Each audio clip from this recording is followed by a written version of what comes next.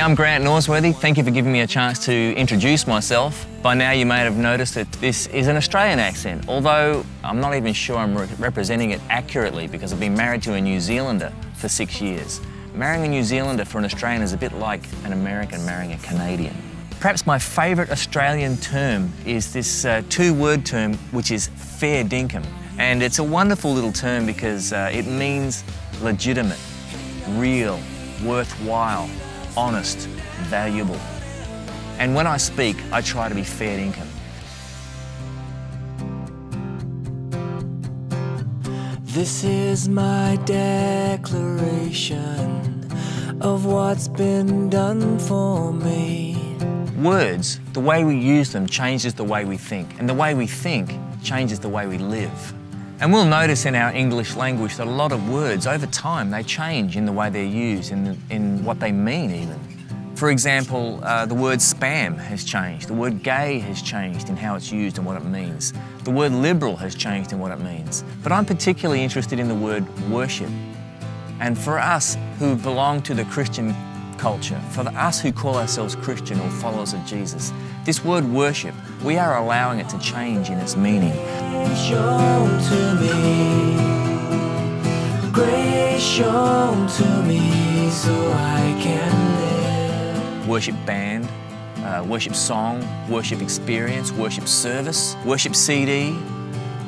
We hear the word used like that very, very often. And that is using the word worship as an adjective. We're using it to describe or to define, to categorize something else. Let's take, for example, Romans 12:1, a very popular verse. Excuse my paraphrase, but it says something like this: "Therefore, brothers and sisters, in view of God's mercy, offer your lives as living sacrifices and let that be your spiritual act of worship." If we understand this, it kind of makes it ridiculous when we say things like, "Oh no, I got to church late and I missed worship." The word worship is an ineffective adjective. It's even an ineffective noun.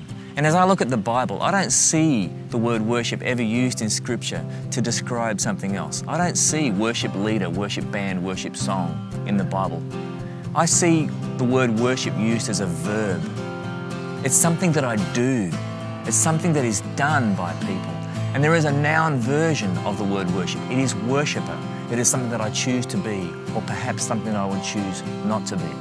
Now, please don't misunderstand me. I absolutely love music. I've spent most of my professional career playing music and encouraging people to express worship through music.